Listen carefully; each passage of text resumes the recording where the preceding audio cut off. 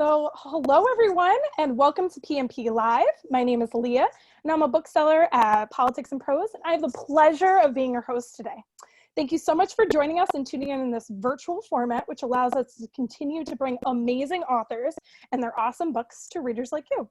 And I'm so excited to welcome our very special guests today, Renee Ahdieh and Marie Lu.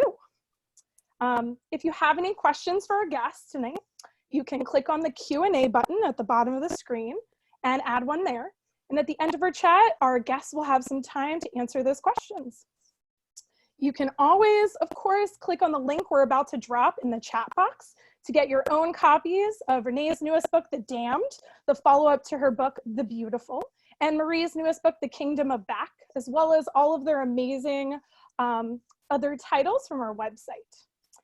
And just so you know, if you pre-ordered or already purchased or will purchase a copy of The Damned with PMP, you're also eligible to receive an exclusive e-story of the undelivered letter from Bastien to Celine. And you can also find maybe some surprise swag when you get your book as well. So check out those in the chat box. And of course, thanks everyone for supporting the bookstore and these awesome authors and joining us today. So now, let's get to the event you're all waiting for.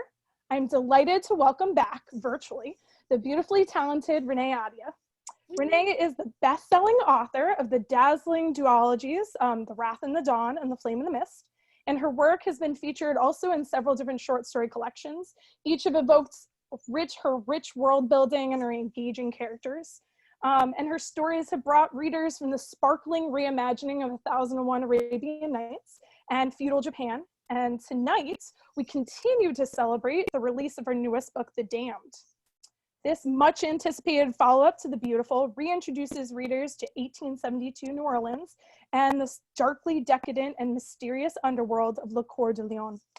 And now it's expanding otherworld. So I'm so excited for everyone to get to read that. It's awesome.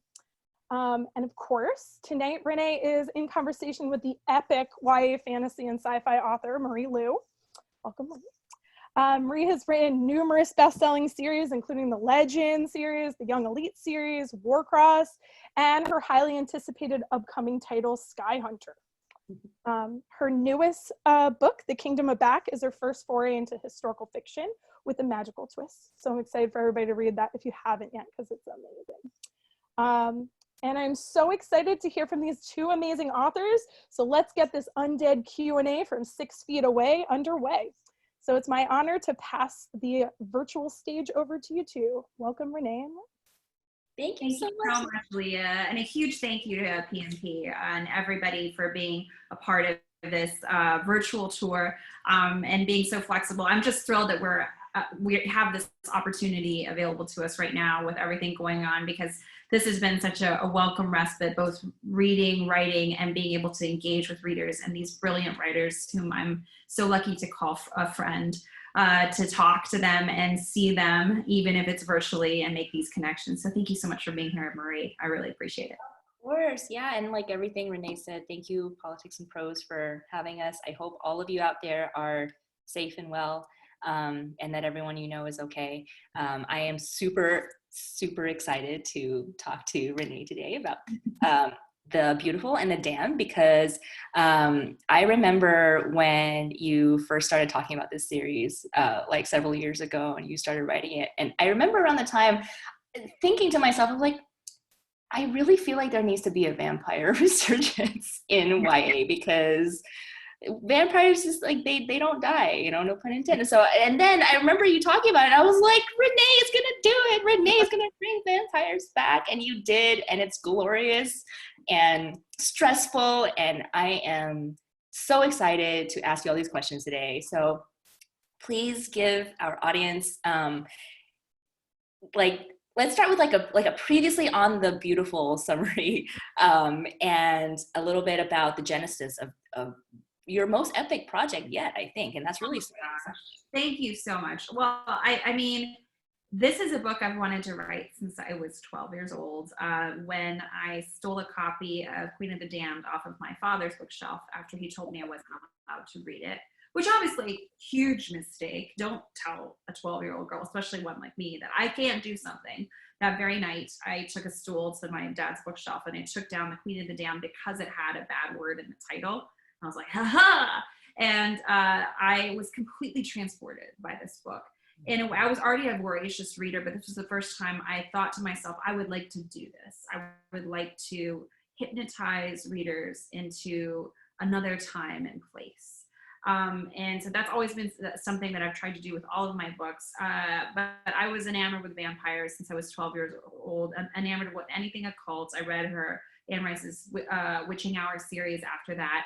And it's just been really exciting to get to write these stories with such wonderful support. I remember the first time I told my editor, we were having dinner together, that I wanted to write a vampire series next. She kicked back her drink and she was like, okay, all right. And after she kind of like looked at me and I was like, I know.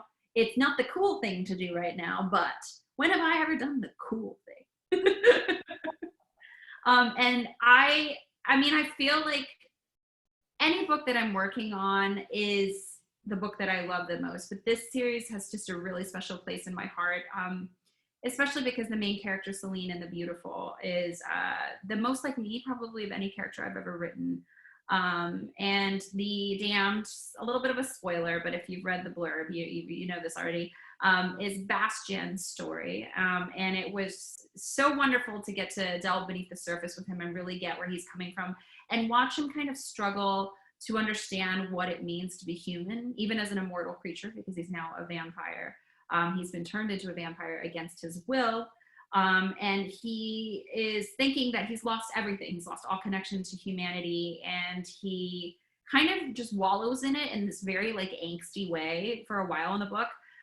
But I really wanted this book to be sort of like a dismantling of toxic masculinity. I wanted to ask the question, what does it take to make a good man? And especially from a modern lens, what does it take to make a good man? Because we often equate good men with people who are hunters and providers, and the alpha male, which I do like to read alpha male characters in books, but unfortunately the idea of an alpha male is still very much grounded in toxic masculinity. So I spent a lot of time in this book sort of thinking about that and wanting to dismantle it, and it was a lot of fun. And I kind of want to lob this question back at you a little bit, because the last book that I read of yours, Kingdom of Back, I know from conversations you and I have had that is a story that's been very near and dear to your heart for many, many years.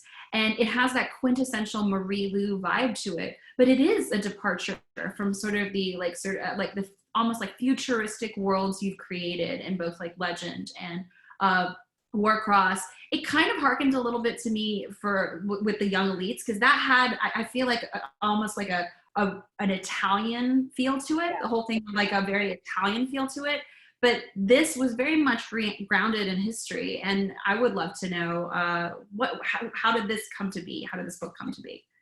Yeah, I loved everything you just said, because I feel like those stories that start so early for us, you can really tell in the story that this is something that has been stewing in your head for so long.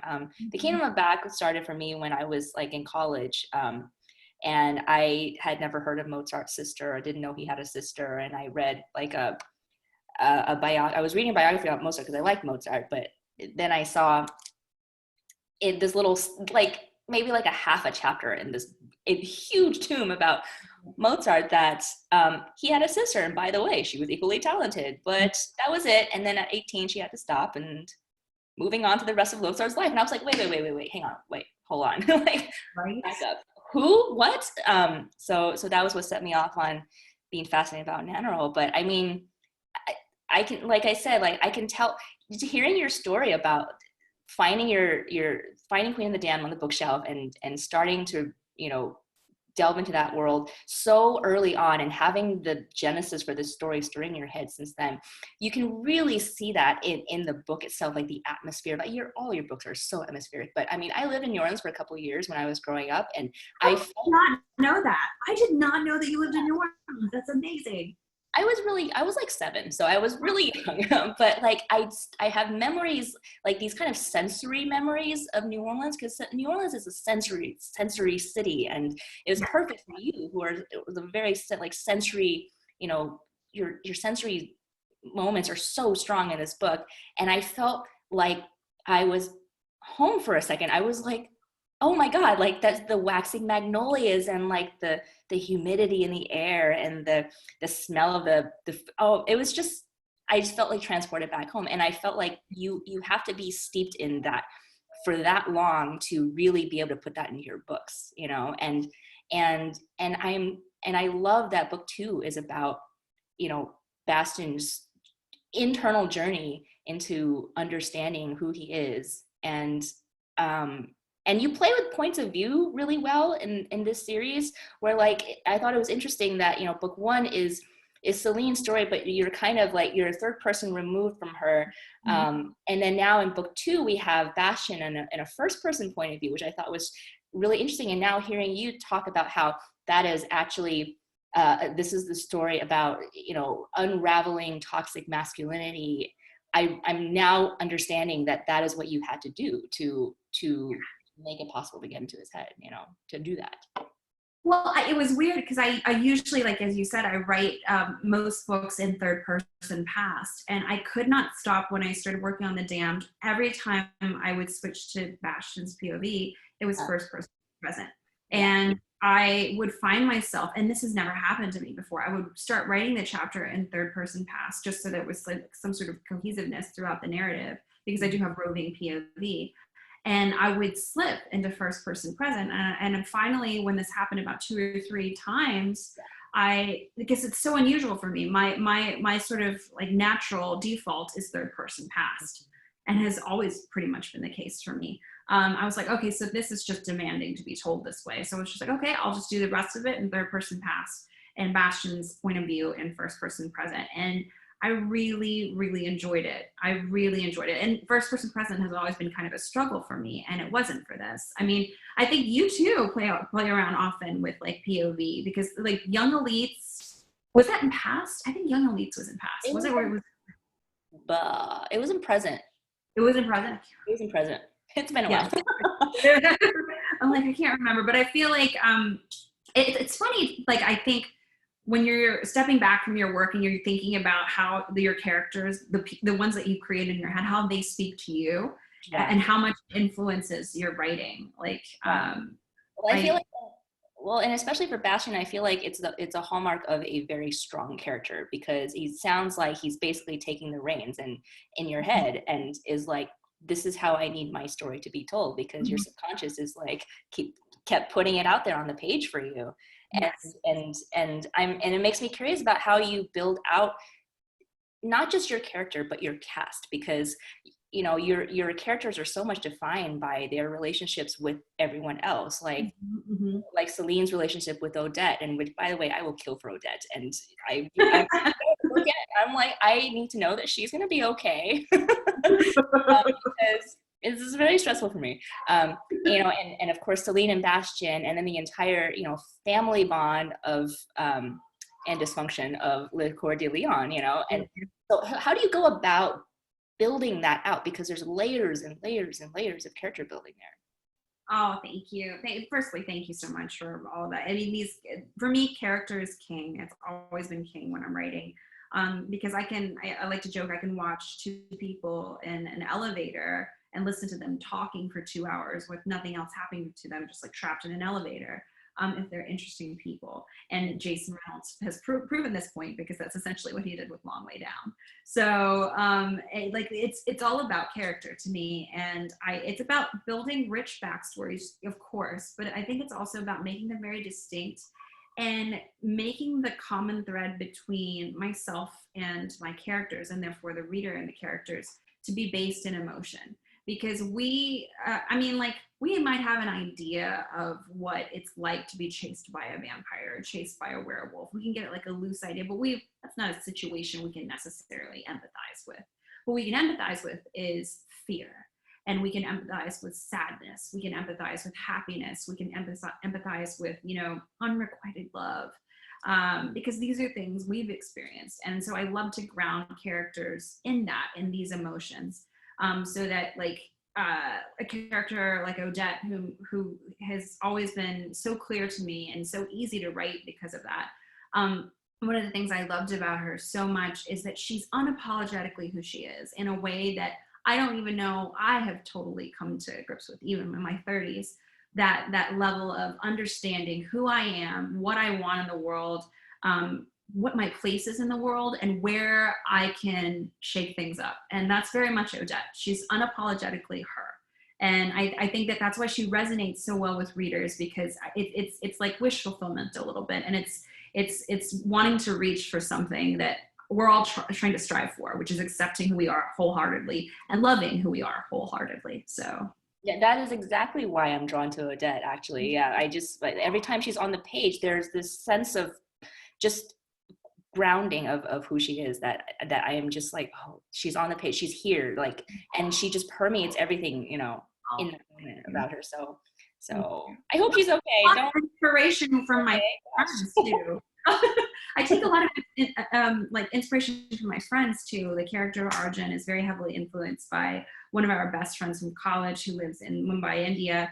And he has this really snarky sense of humor, and this like sort of just like, he's got a perpetual side eye. He's got this great perpetual side eye, and it's very much how I envision Arjun. So a lot of it is inspiration from all these wonderful people that I'm fortunate enough to call friends. So yeah, I mean, it's just so I mean, so now I'm curious, like, what, given the way that you have to build out your characters and your world is so layered, what are your first drafts like? Because I'm really curious how because, like, you know, I read your stories, there are layers and layers, and I'm curious how those layers get built up, because to me, it looks like a finished painting on the page, but, you know, I understand that there's stuff that's happening in the background that I am unaware of.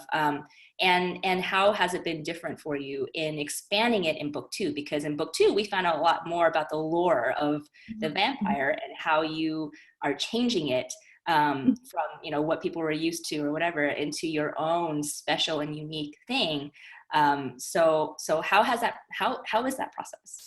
I would definitely want to ask you this question too, especially because you build such distinctly different worlds in every single book that you write. So I would love to ask this question of you too. For me, I think that it always begins with the world building. It begins because I see like the world itself as a canvas upon which I'm going to paint. And so I need to be very clear about what I'm doing with the world building and grounding people in the world with many, many sensory details. My first drafts are lean, and I kind of go back in and layer after the fact, but the last couple of books that I've written, much to my editor's chagrin, have not had endings. And it's usually because the ending I intend to do, as I'm writing the book, I'm trying to come up with ways to make it punchier and make it like sometimes I wonder if I'm ending it in the right place, is basically what it is. And then I have these brilliant friends like Marie and like Saba, whom I speak with, and Saba especially is notoriously cruel to readers, and therefore very, very good at coming in and being like, oh, you can make this meaner. You can make this meaner.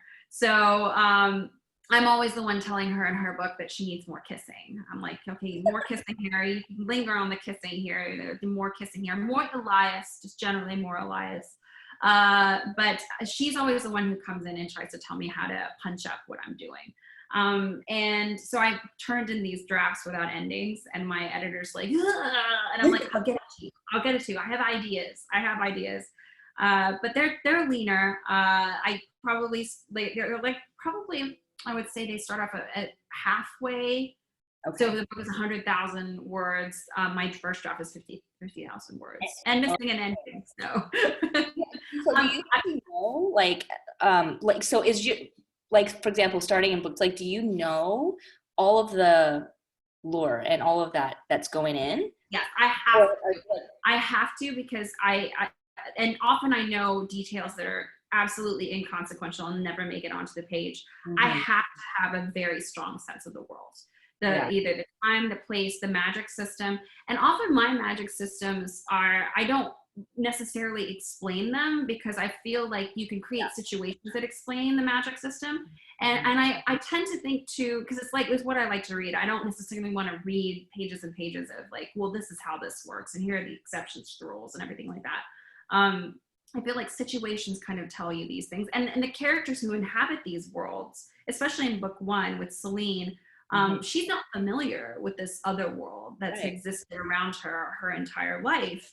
Much like most of the mortals in New Orleans and from where she came from in Paris, they're not aware that vampires are a thing that exists. So naturally, she wouldn't know how to explain their existence or what this means or how it impacts, the society in which they reside. She's an observer. She's just dipping her toe into this world. And that's why Bastien for the Damned was such a fun thing for me to, because he's lived in this world his entire life. And so him even needing to explain things is interesting and different, especially now that he's coming from a place of being a vampire, not just being, living alongside vampires, but actually being one. Yeah, I mean, and yeah, it's just and now you get to approach it from that, when read all these things that you've stored up in your head that you haven't been able to share because Celine is like, I don't know these things. Now in book 2, you're like, here they are. And I love that so much. I love that you knew all of this going in, because I don't always know everything going in. I kind of like fill in the blanks as I'm drafting. So I think it's so smart, and you can see it on the page, this is how you were building it out. So do you then, if you're going along, so do you because I'm always fascinated with writers who don't know. So do you have these like organic moments of inspiration? Because I think that's super cool. So like you'll just be writing a scene, and you'll be like, oh, this is a cool element to add to this scene in terms of world building. Is that what usually happens to you? Yeah, sometimes, and sometimes it'll veer me in the wrong direction, and I'll end up writing like 50 pages of stuff that I end up chopping out. I'm like, oh, well, that was a waste of time. But and in the end, I feel like nothing's really a waste of time, because it's just your process, right? So yeah, so I guess those are moments of inspiration, and I've come to accept it as like the push and pull of the creative process for me. But I think it's really, really interesting that you don't know your endings when you turn them in, and you just like turn them in that way. And because your endings, I feel like are a hallmark of your writing, especially for your book ones. And now I'm really scared because there are more books coming for this after The Damned. So now I'm really scared for the ending of The Damned. But it's really fascinating how you don't know that, but reading it, I would never know that. I would be like, clearly this was outlined out. So what it is I do kind of know what I want to do, because I always know the first line and the last line of every book that I'm starting to write. That's one thing I start. The first line and the last line I always know. So I know what I want I know how I want to end up, but I'm not sure how I'm gonna get there. I don't know how to make it as impactful quite yet, like in the drafting process. And I found myself really like, I guess, spending way too much time angsting about it. So it was just easier for me to turn it in, spend some time away from the project, talking to people who now have a draft, and letting them come at me with ideas for how to get where I need to be. And that's really, really, really worked for me. And with The Damned too, and exploring the lore of vampires, it's been really fun to like talk to writers like Holly, because when I was a kid, when I was 12 years old, the lore that I had made up in my head was that vampires were essentially fallen fae, and they'd been kicked out of the other world for committing a series of sins, basically. They were trying to sell immortality to humans for the highest price, because they were just very, very capitalistic about how they saw their how they saw their immortality. And so they were kicked out. They're fallen. They are not allowed back in the other world. And it just made sense to me, because there are so many commonalities when you look at, like, especially dark fae, the idea of like immortality, inexplicable beauty, this danger, this air of danger around them. And then when you explore sort of the lore of different cultures too, there are blood-sucking demons in many, many cultures throughout the world. And often they have ties to what we would say are fae, like dark fae, goblin, that kind of thing. So I've always loved reading about the different paranormal creatures in all the many cultures around us, because it's really fascinating, especially when you see a common thread. Yes. Yeah, like the common threads are always interesting to see, and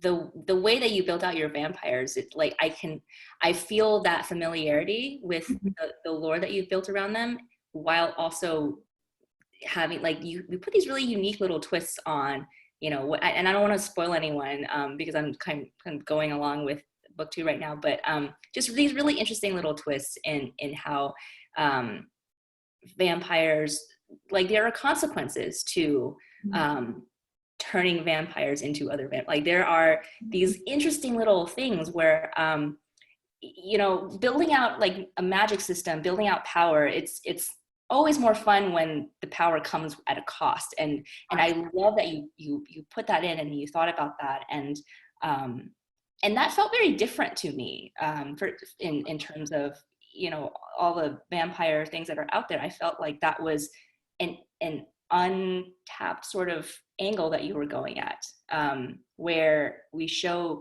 you know, yes, vampires, sometimes it sucks to be a vampire and they're a monster, but like this one, I really believe it, you know. I'm like, oh, I can see why this would be like, you wouldn't want to turn someone else into a vampire. Like, I can see why, you know, they would do this or that. So I just thought that was, thought it was really cool. I'm sorry, I don't even know if there's a question there. No, I really appreciate it, because to me that I thought it was important too, because we always talk about vampires as having heightened everything, you know, heightened senses, heightened reflexes. They can blur through space and time. But I also wanted to like make the question to readers, if they get all these heightened things, heightened emotions, heightened whatever, it's possible that they could also veer into madness. That they could like completely lose sight of their humanity. And I wanted that to be a risk of having someone turned into a vampire, because otherwise, why wouldn't, especially, you know, humans who are obsessed with their own mortality, why wouldn't they want to be turned into a vampire? Oh, it's because you might completely lose sense of who you are. And is that worth it then to you? Is that worth the risk? Right. No, I love that so much. So this is something that's interesting to me, because you're writing historical here, and you've written historical before, and we've talked a little bit about writing historical things on a panel, but there's quite a lot of real historical facts, obviously grounding the story, but also so much of your own. How do you decide what to keep intact and what to make your own, you know? Like, what historical facts inspire the fantasy, and what facts made you want to keep them intact? I'm definitely gonna lob this question back at you too, especially with respect to Kingdom Rebecca. So I think, irrespective of whether or not you're writing historical, if you're writing a fantasy world, or if even, I would say contemporary too, even though I don't write contemporary, I think it's really important what you don't put on the page, because you want your reader to be invested in the story. So even if I have a very clear idea of, let's say, like a fishmonger stall, that I am describing the wood, I'm describing the smell of the sea, the brine on fish, that, you know, I'm seeing iridescent scales. I'm envisioning the fishmonger having, you know, like a droopy eyelid or something, whatever it may be. I have a very clear vision of what that is. I should not be putting everything that I see on the page. Yeah. I try to aim for half. And the reason why I try to aim for half is you want your reader invested in filling in the blanks themselves with their own experiences, or what they might see, or how they, because that makes it that much more real to them. Realer. That makes it that much realer to them. And I apply that same philosophy to any sort of historical details. I can spend forever researching history. I mean, I remember for The Wrath and the Dawn, I spent a lot of time researching waste management, just because it was fascinating to me. You don't usually see that kind of, and it was like, even when I was talking to my friends and family, they were like, you can't put that in a book. That's not sexy. You know? It's correct. But it was important for me to know how things came about, and the ingenious ways in which many different cultures manage waste, especially when you're living in what we would consider a city. That's a serious issue for sickness. And anyway, so I digress. So it's important when you're writing historical stuff that you ground it in details that people can easily see and easily understand. So you put them in a very specific time and place. And I like to attach those to the senses. So it's not just that, you know, there are a wrought iron fence to the right of you. It's that there is a branch of waxy magnolia leaves, sort of like vibrating up against the tines of an iron fence, and that sound, you know what that is, because that's like the sound of like wood against that metal. You can hear that. And when I talk about the scroll work of the iron, then it's not just me dropping like a description on you. It's grounded in something you can understand, even if you haven't been to New Orleans before. So yeah. So that's what I like to do with historical details. I would love to know what you did too, especially because you were writing about, in Kingdom of Back, you're writing about Mozart's sister. What did you take from that and know that you wanted to switch around and make your own, so that it was a quintessentially Marie Loeb book? Yeah, for Kingdom, I mean, this is like the only historical that I've written, so the research felt very different to me, and I'm curious now, you know, to hear about your process in researching. But I felt like there was so little out there about Nannerl. You know, there were a couple of letters that Wolfgang himself used to write to his sister, and I feel like, you know, going to like the origin of the source is kind of the best way of doing it, because otherwise a lot of the little random bits of information that were out there about Nannerl were kind of projected through like a subjective lens of whoever it was that happened to be writing about her. And I'm sure it was the same way for you, like researching New Orleans. Like history is subjective, you know, it's told by the conquerors, it's told by the winners, it's told by people who, you know, get to choose what people, you know, future people can remember. And so I had that wrestling with me as I was writing it, because this was a story about somebody who was untold. I tried to put in as much as I could that seemed to honor who I thought she was, and also leaving open this little gap for who I wanted her to be and who I wanted the story, like what kind of story I wanted to build around her to say a certain thing about her life, you know. And I'm sure that there were aspects of her family that probably weren't historically accurate, where I took the liberty of making it different, where the way that she would respond to certain situations, and the way that her mother was and her father was. So it was very much a push and pull of figuring out like what was important to the core of this story. And that's one of my favorite things about The Beautiful and The Damned, because, you know, New Orleans, like, I think a lot of people like to paint New Orleans in this kind of exoticized, romanticized way without addressing the realities of 19th century New Orleans. And you don't shy around that. You know, you build out a world that to me tells me you went to the sources, like you went to the origins of, you know, and found out information from such a huge variety of places, and building out New Orleans into what it more accurately must have been, and what facts were important for us to know, you know. So I'm curious about, like, and I know you went to New Orleans, like you got to go there and you did all the research for it. How was it wrestling with that kind of like making sure that you were able to build this rich, lush, but not, you know, fakely exoticized New Orleans, well, a little bit, New Orleans, you know, keeping it more real, you know. So, but thank you. I think it would have been irresponsible of me as a writer, in my mind, to depict a city that I love as much as New Orleans. I would live in New Orleans. My husband's business is here in North Carolina, but I would 100% live there. I've been there now, I think, 14 times. And every time I go, I fall more in love with this city, because, and I realized probably the 5th or 6th time that I went there, and I couldn't really quite put my finger on it. And I was talking with a taxi driver, and you often find taxi drivers or Uber drivers in New Orleans that have been there their entire lives. They came back after Katrina, and it's just in their bones. They're like, oh, it was never a consideration for me that I wouldn't come back. This is home. There's no other place like it in the world. And I completely agree. But it's been a majority minority city for a very, very long time. And I think that was one of the reasons I instantly felt comfortable there. No one had ever asked me to explain myself. I'm half Korean and half white. And I feel like so often, I'm sure this is something that you understand too, people want to put labels on us. They want to qualify. Are you Chinese? Are you Japanese? Or what are you? Not who are you? They're not interested in like, what are your passions? You know, like what makes you tick? They want to be able to label you so they understand.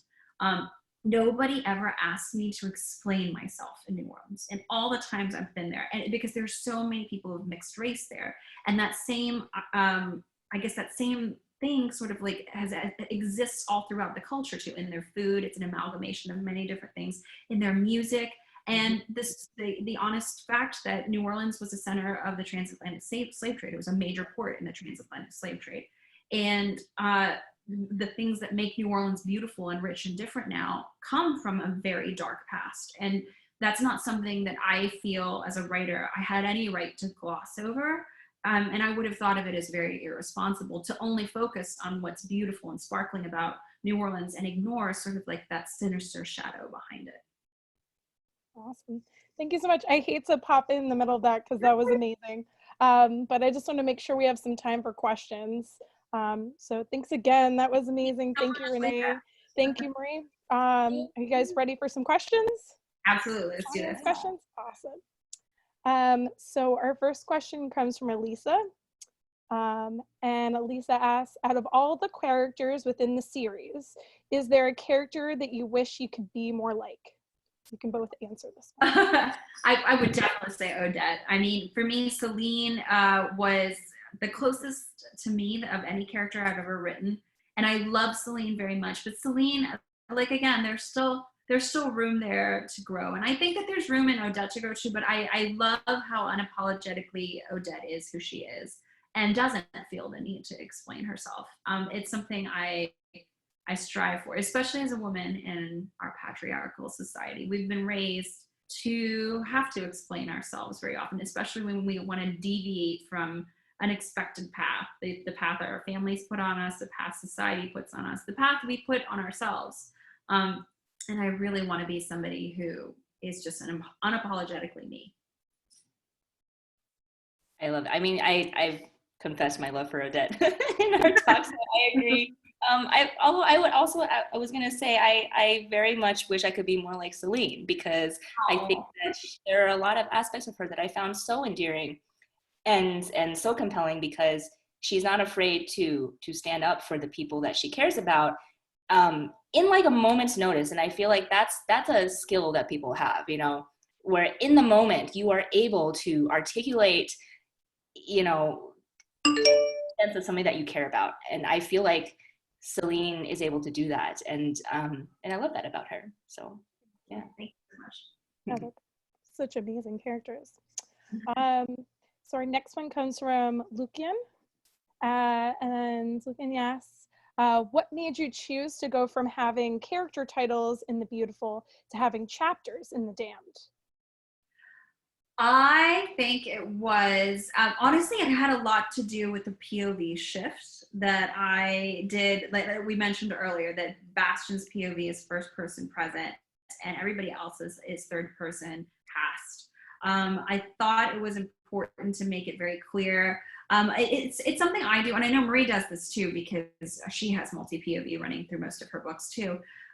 You have to make a very distinct, there has to be a change in the tenor of conversation. There has to be a change in even the way characters' inner monologue comes off on the page. If you have a character that speaks in short declarative sentences, or if you have somebody who even in their mind waxes poetic and is very lots of adjective, lots of adverbs, lots of feelings on the page. And these are very distinct moments, but also since I was doing a shift of tense, I thought I needed to make sure it was clear so it wasn't jarring.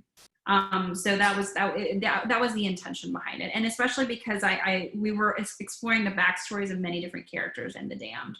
I wanted to be sure right at the onset, everybody understood in whose mind we were occupying space. Oh, thank you. Our next one comes from Tessa. Tessa asks, and this is for both of you, What are you both reading right now? I'd love to hear about your recent favorites. Marie, would you mind to go first? Oh, sure. I'm sorry if you guys kind of hear my 1-year-old like yelling in the background. He's in another room. I've been muting myself. I'm currently reading The Other Side of the Sky, which is an arc of Amy Kaufman and Megan Spooner, and it's and I'm loving it so far. It's about a prince from like a sci-fi society in the sky who literally falls to the world below him, which is in a fantasy medieval setting, and how he meets a girl from this fantasy world who's a priestess, and how they kind of figure out themselves, having come from like wildly different places. So I'm loving that so far. I just also finished Black as the Body by Emily Bernard, which is a memoir, and I really loved it. She's a beautiful writer, and all of the individual stories in it are great. It's about her stories from her time and her mother's time and her grandmother's time. And I absolutely loved it. And I'm also reading The Vanishing Half by Britt Bennett, which has been on the #1 for a while on the New York Times. And that one is also great. So that's an adult novel, but I'm loving that so far. What about you, Renee? So I am reading right now Daring the Duke by Sarah MacLean. Do you read any historical romance, like any Regency romance ever? I haven't read as many as I want to, but I've heard the most amazing things about Sarah MacLean. So fantastic. She's so brilliant. Even when I have these amazing opportunities to chat with her and pick her brain, it's just, and I remember, the reason I love reading this book so much is I remember when I was hanging out with her last October when The Beautiful came out, because she moderated that event for me. We went out to dinner afterwards, and she was talking about writing Daring the Duke and her struggle, because it's called a grovel novel. So the hero of this novel, he's like sort of an anti-hero. He's done some really horrible things. And she was like, I've written myself into this corner with this series. I don't know exactly what I need to do. And she has pulled it off so brilliantly in that way only Sarah can do. And I love every moment of it. I think it's fantastic. If you're a fan of historical romance, and I'm a big fan of Regency romance, I highly recommend Daring the Duke and the entire series. Subba recommended How to Win the Time War, so I have that on my Kindle. So I'll be taking a look at that. I've also been really fortunate in being able to read some books that haven't come out yet. Subba's book Sky, that's coming out this fall. It's brilliant. She just blows me away, and I'm so disgustingly proud of her. This is the book. The wait has been absolutely worth it. I can't wait to see what everybody else thinks, and I can't wait to squee with everyone when it's out there. I've also read Roshni Chachi's The Silvered Serpents. And Roshni is one of these authors who gets better with every single book that she writes, and all the work that she does to one-up herself. I mean, what she's written in the past has already been fantastic, but what she does to one-up herself, it's really staggering. And The Silver Serpents is my favorite thing that she's written so far. And I also got to read Shelby Mahurin's Blood and Honey, which is awesome. Definitely, if you're a fan of Serpent and Dove, I would pick up Blood and Honey, because she outdoes herself. It's fantastic. Awesome. Thank you guys for such amazing recommendations. So awesome. Great range too. So excited to read the ones I haven't read yet. Yeah. So our next one is from Elisa. Elisa asks, out of all the characters within the series, is there a character that you wish you could, oh, we already answered that one. The next one is also from Emma. And Emma asks, how do you overcome writing a difficult scene? I'm currently writing a part in my book that I can't figure out.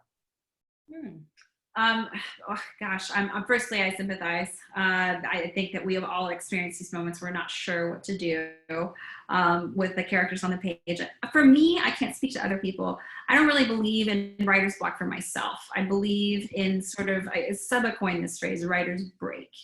And what I see it as is you've sort of exhausted the creative well, and perhaps it's time to take a step back from what you're working on and replenish your creative well, whether that be by going outside on a walk, or listening to some music you find really beautiful, or watching a favorite movie, or perhaps even reading another book that you've always come back to, that you're comforted by, a story that you're really familiar with.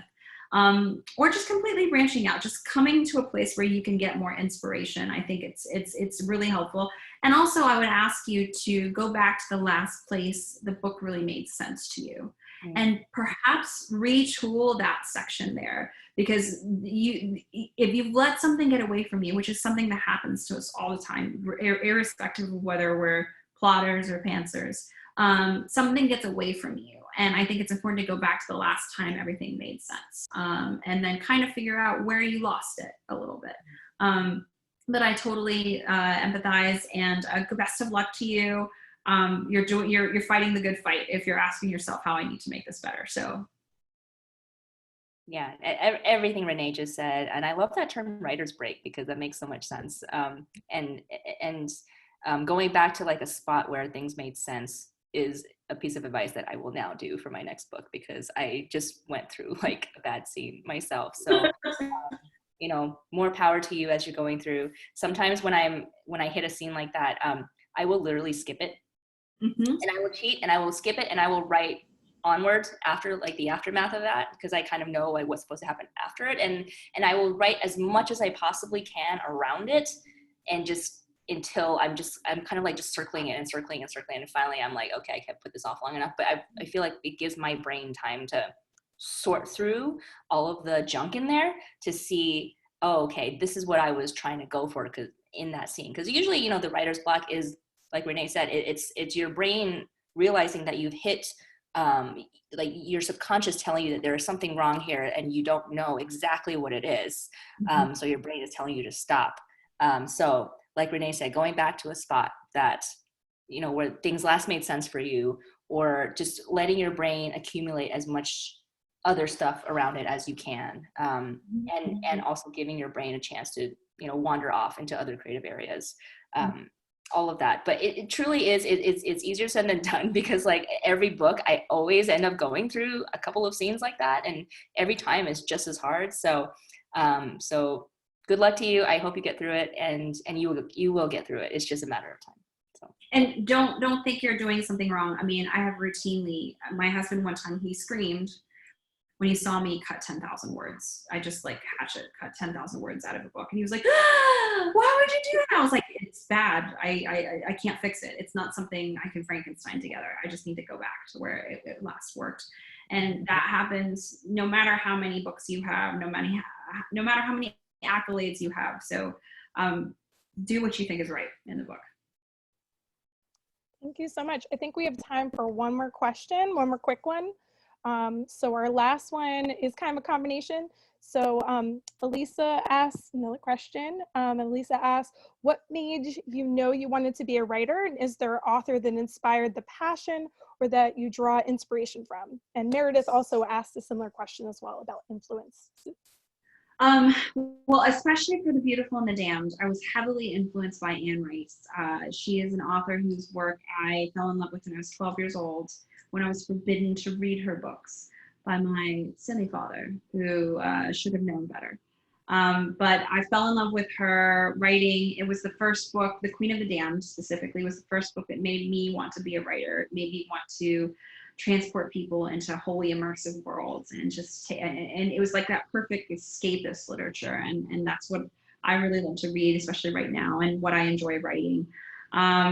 So she is somebody that, especially for this series, was a huge influence. And right? For me, it was Brian Jakes who wrote the Redwall series, and I remember, like, it was so impactful. I remember like the day that I discovered his books. Like that day is like burned in my brain because I was in middle school. I was 11 and I walked past the library, and like in the little display case they had Madame Mayo, which was like a book 3 or whatever of his Redwall series. And I just remember seeing this cover with this, like, it's kind of a cheesy cover with like this, you know, mouse holding a sword, and what is that? I've never read a fantasy book at that point. So I picked it up because I thought it looked interesting, and then it just like blew my mind, and I was like, oh my God, fantasy is a thing.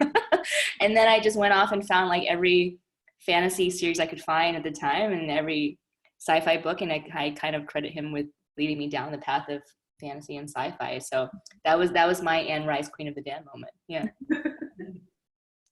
Thank you both so much. I think we have to start wrapping up. So one last question I always like to ask really quickly is what you guys are working on next. Cool. Okay, so firstly, for anybody who's finished The Damned, and I have gotten messages, which thank you. That's wonderful. This book has been out for only a few days. To have people coming to me and telling me I've finished the whole book. Thank you so much. I really, really appreciate it. I cannot speak with any specificity about what's coming up next, but there is more. Stay tuned. And Marie? I literally just turned in like a few days ago the draft for the second Sky Hunter book, which I think is going to be a duology. So I'm currently in this like that kind of magical, kind of stressful in-between space between books where I am working on a secret project now. And I really can't say much about it except it's making me really happy. Like Sky Hunter I loved working on, but it made me angry. You know, it was like my angry book and there's a lot of like darkness in it. And this one is kind of more like in the Warcross realm where it just makes me happy to work on it. It's just fun and kind of silly. I can't wait. Yeah, so I'm kind of indulging myself in that. So I know that was super vague. I'm sorry, but that's what I'm working on. For whatever, if you're excited about it, I'm excited to read it. I'm excited about your next ones, and it's thinking about the fates of all of my favorite characters in the series. Well, thank you both so much for writing these great books that give us these great escapes too and make us think. So, and thank everyone so much for these great questions. Thank you, Renee and Marie, for joining us this evening and sharing your words and your insights and your great stories. And of course, everyone, thank you for joining us today. Don't forget, thank you. And don't forget, you can still click on the link in the chat box. We'll drop it again to get your own copy of The Damned, or if you haven't read it, definitely get The Beautiful. And of course, Maria's newest book, The Kingdom of Back, as well as their other amazing titles from our website. Don't forget, if you get The Damned, there's also a link where you can get your special exclusive e-story of the undelivered letter of Bastien to Celine. So excited to read it as well. And also you can find out more about our upcoming events. So follow us on social media at Kids and Prose. We'll put that information in the chat box as well. So thanks everyone for joining us. I hope you all keep reading widely and expanding your worlds and stay safe. Thank you both for joining us this evening, and everyone. Thank you. Thank you so much, Leah. Thank you, Politics and Prose. Thank you, Renee, for letting me be a part of this wonderful tour. I can't wait for the rest of the series. Thank you, hon. All right, lots of love. Bye-bye. Bye.